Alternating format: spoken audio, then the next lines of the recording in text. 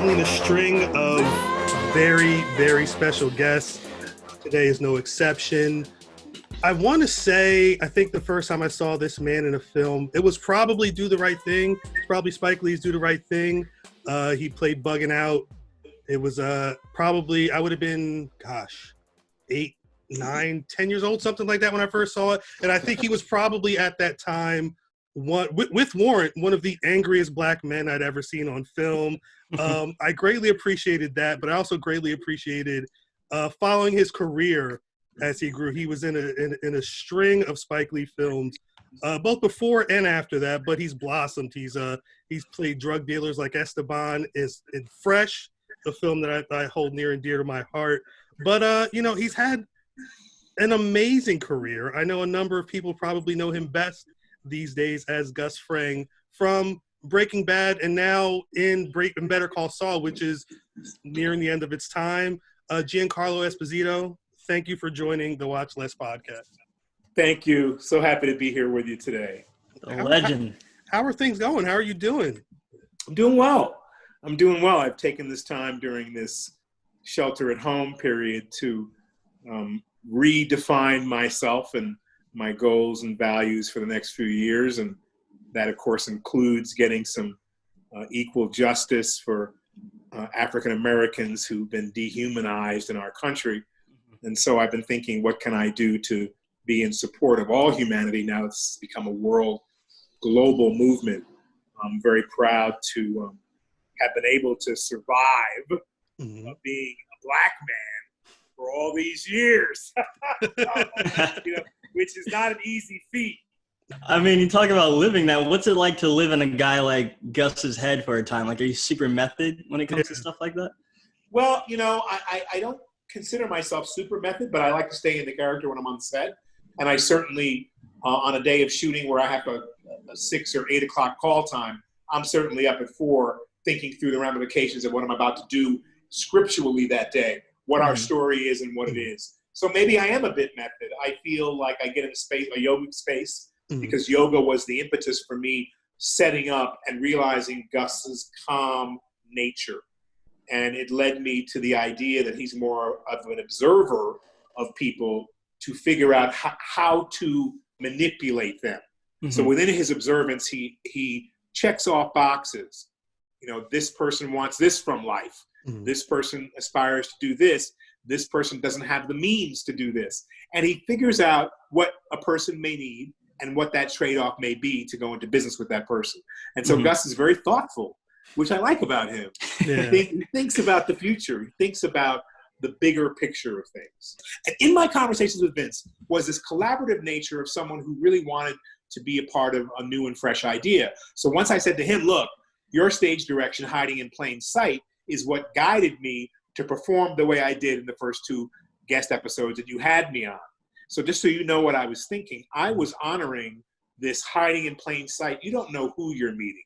You don't know what your neighbor's doing. And I was fascinated by that. So I took it a step further in talking to him about the kind of villain or non-villain businessman that I wanted to create.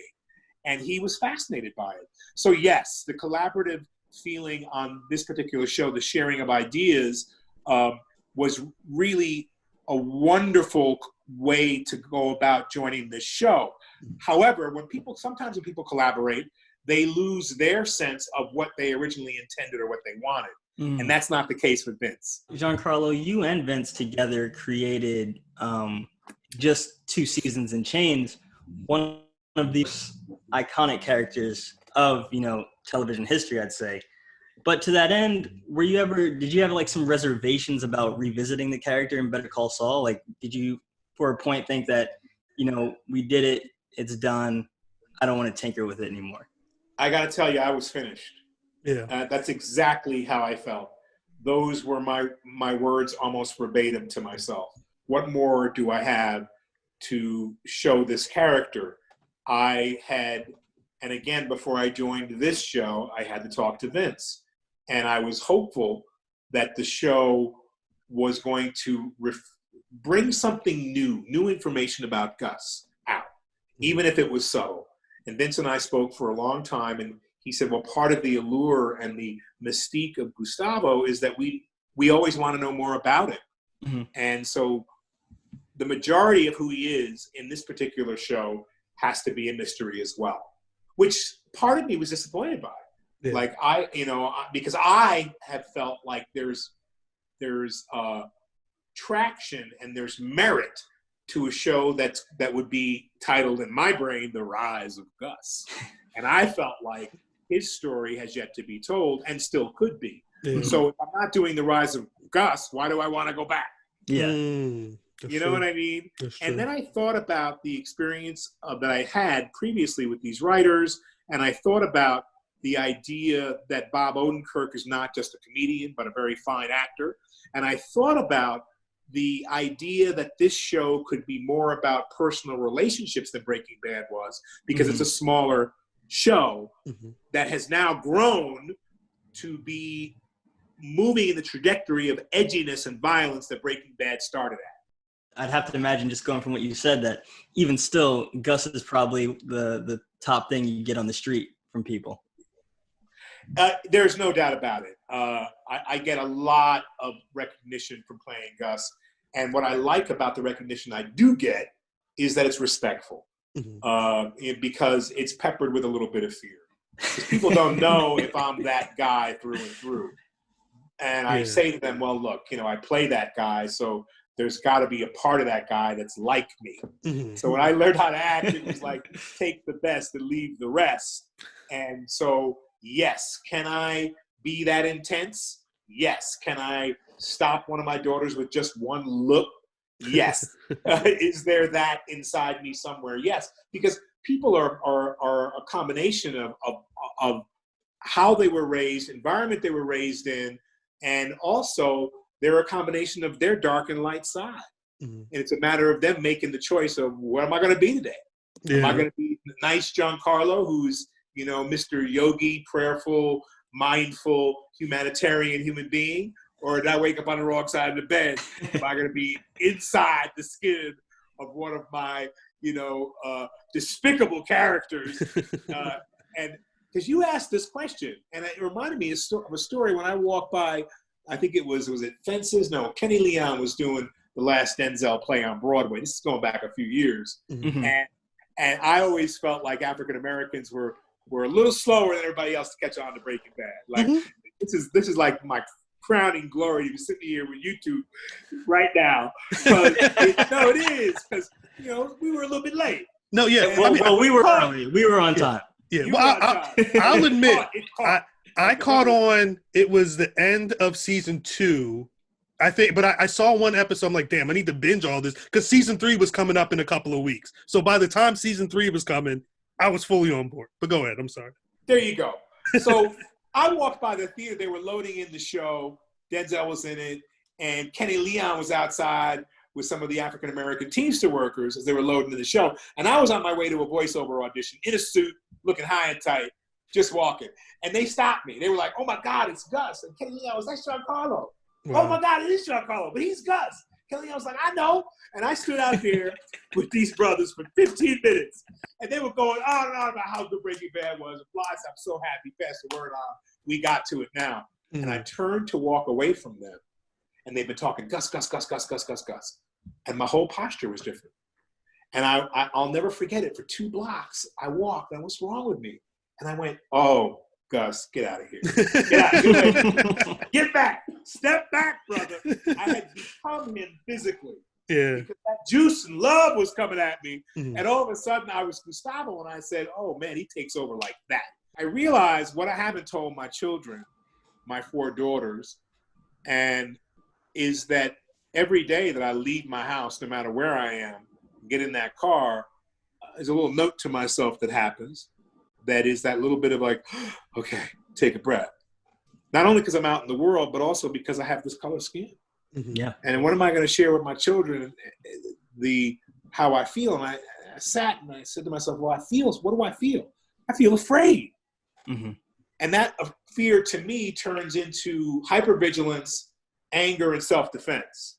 Because I'm always looking, it's going to come at me from somewhere for one reason or another. And that made me sad. That I'm a successful at my craft and my work and my artistry, but that I still live in fear of a police society Right. that might remind me that I'm not only am I a talented, wonderful, committed, creative artist, but that beyond all that, none of that matters. So when all this stuff happened in this country, I said to myself, it don't matter who you are. Yeah. It don't matter who you are. And so I was really tickled when so much of Hollywood started to share their photos from their homes and got slammed. I knew that was coming, for banging the pots. I always wanted one of them pot racks that Ellen had. I always wanted one of those pot racks. The 7 p.m. Yeah, I don't have that kind of home, but I know it was all with good intentions that they wanted to share themselves, but sometimes misguided. I look around my little humble abode that I'm in right now, a little small little house, perfectly fine for me, and I realize how blessed I am. Mm-hmm. Have this space of calm and peace to do my work, talk to you, do my thing. I don't always feel that way out in the world. Yeah. And it's unfortunate. No one should feel this kind of feeling. So I realized, man, I got a little work to do too, because I'm holding a lot of anger from years of being stopped unjustly, put on the ground, cuffed a couple of times, told, all those things I've experienced as well. So, but I have hope that humanity's going to come back and we're going to wrestle with this problem and finally get some legislative change on the books so people can feel not just it's hearsay or just, that their voices are really being heard. We're talking about a world where we have to look at things in a completely different light because it has been so instilled in us as African Americans. Yes. Mm-hmm. Like, to be afraid of our own people. It's crazy. So I have to take responsibility for some of the roles I played may have led to having police officers being in a bad light. Now, I can't believe that most of us as African Americans, and I'll get off this in a second, that you two don't know a black or a white police officer. You know police officers. I do too. Mm-hmm. So when all this went down, all this anger and all this, and I thought about my past, all the incidents, I could go through visually all the times that indecent and illegal things happened to me by the police. Either I got out or I didn't, or I had to go to jail, or got whatever it was, right? And all that anger still plays on me. But then I sat here and thought about my buddy Rich Richmond, police officer in Austin, Texas. And I went, oh. And then I thought about my other buddy who's a cop. And I went, wait a minute now. So don't go with the flow of thinking everyone's bad. Yeah. Because Rich is a good cop. And I know other good police officers. So, but we get into that thinking, just like we think, don't drive down. No, I wouldn't go down Cornell because that goes through Martin Luther King. And that's you know what I mean? Yeah. That's real. You don't want to be there. Those are real conversations, yeah. I'm an actor, so I go to moments that have lived for me. And I, look, I go all the way back 25 years ago when I got stopped with my former wife, who's white, mother of my children, on the Brooklyn Bridge for changing lanes. And I had used my blinker. They insisted I didn't. They came out of their cars with guns on me. Wow. And I'm, on an early date with the future mother of my children. And they came both sides, guns drawn completely. I'll never forget it. Wow. Like, I was like, that's it. That ruined my date. This woman I'm falling in love with, she's gonna be running from me. You know what I mean?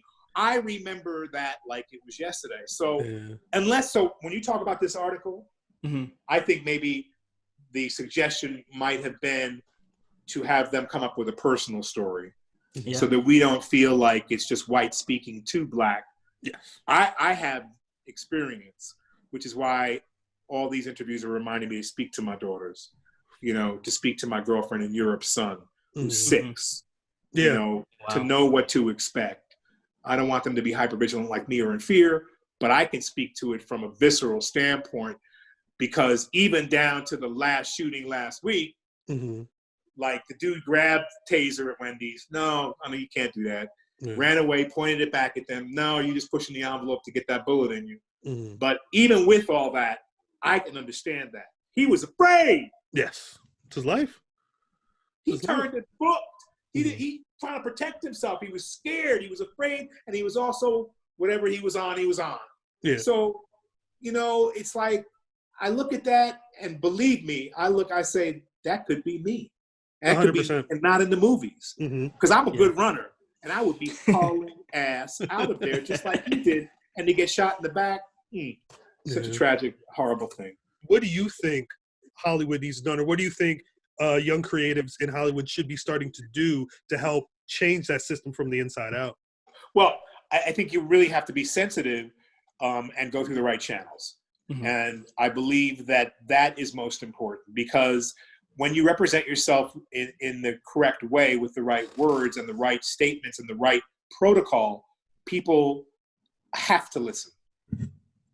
They have to listen. There's no way around that. You're not screaming. You're not irate. You're not angry. You're laying out the code for the new world. Mm-hmm. And believe me, this has to happen. We take 2 steps forward and 5 steps back.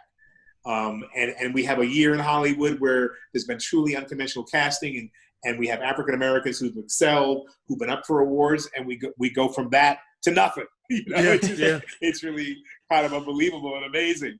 So I do believe that as our stories start to become more universal, mm-hmm. then people will start to understand the pain that African Americans have gone through, the complete we've been ostracized, we've been put out of business. The African Americans who go into business, become successful, are on their own. Yeah. Right? Because it's taken them so long to get where they need to be, and they're looking back going, sorry. Some are reaching back to help, but others are like, wow. Yeah. I'm here. I got out. Yeah. Get out of what? He's still in the world. He's still here. He's still here. So it's really, really interesting. But I think that our stories will start to illuminate the progress that we're about to make. Mm-hmm. Because and I encourage young filmmakers, actors, performers, artists to create their own stories. Write their stories with creativity. Write them and tell them as they are, true to be, so that people can really see and understand and feel that it's not just, that our voices aren't going to be falling on deaf ears, that people really, really will understand. What do they understand? They understand family. They understand connection between their children to their daughters and their sons and their fathers and their mothers. They understand those stories. I got a text from dear friend Steve Chisholm, anesthesiologist, worked so hard in Long Island, in Bayshore in a hospital. He's been on the COVID unit for 3 months, seeing death. And he wrote me and said, man, fuck, excuse my language, my parents had to go through this. I had to go through this, and now my kids have to go through this. Yeah. And a lot of people are feeling that way. So that means people are ready for change. Yeah. They're ready for change. They're ready to look at you and I and go, oh, okay. And that look that you get. That look you get is, oh, you're an educated black man. Oh, it's that, I'm speaking to someone I didn't expect to be speaking to. Well, what did you expect? Yeah, exactly. Now you mentioned, you said nefarious. It does seem like, though, you do enjoy playing the heavy on quite a bit of these shows. Moff Gideon is definitely shaping up to be of that antagonistic nature. Yes, well, the Moff is someone who wants to control the world in many regards. Part of him wants to save the universe because it's all collapsed. But the other part, too, and Gus had a bit of this. Moff is a little different. He's a little more hot-headed, and he likes to fight and does his own fighting. Yeah. But he also feels like he can do it better.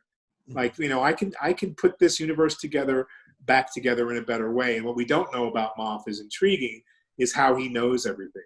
He knows about people. He has information. And that for me is a reflection of the world we're in now. It's all information.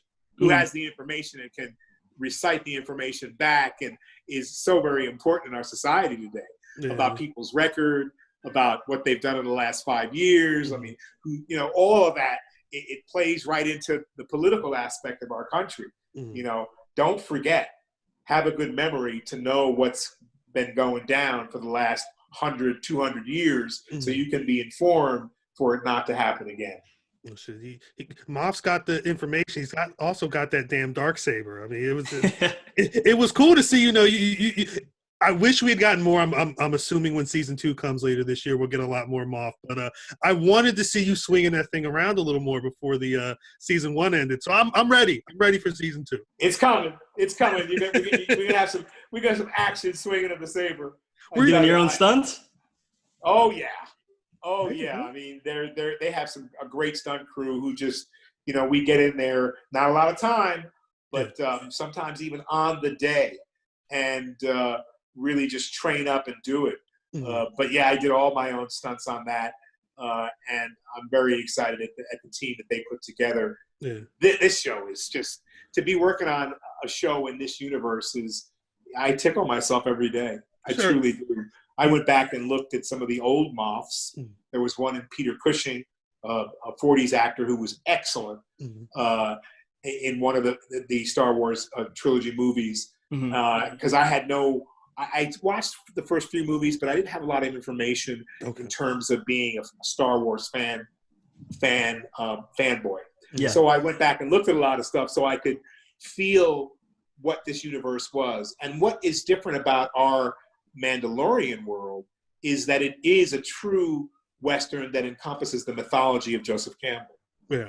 And that's important. And important for our African-American community to know about Joseph Campbell and the power of myth. Because we, in all communities, our young sisters and brothers and children, sons and daughters, need to know that hero mentality can be theirs too. That is something that we have to aspire to, figuring out how to be our own heroes. Because we haven't had many role models, and figuring out how to be the hero and champion of someone else.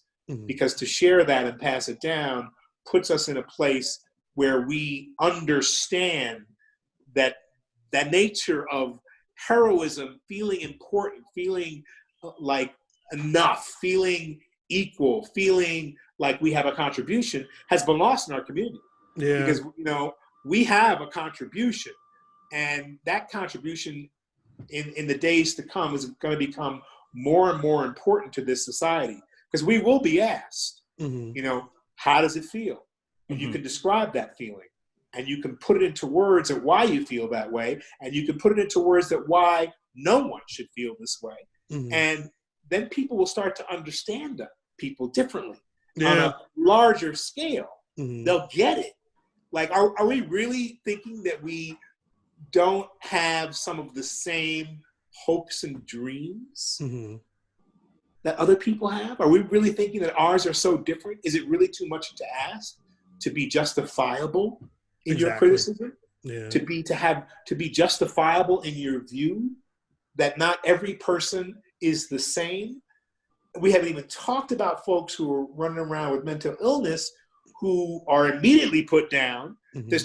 So the whole system needs to be changed, and I think it's moving in the right direction to help people where help is necessary and needed, and to have an understanding of people, because that one step back for half a second can give you the whole person's whole story, which would guide you to deal with them in a different way. And this is what we're going to come to. The people are going to become more astute at reading each other. If you enjoyed that conversation with Giancarlo Esposito, head on over to the Watch Less podcast to check out the full interview. You can find it on Apple Podcasts, Spotify, Google, or wherever you get your podcasts. Peace.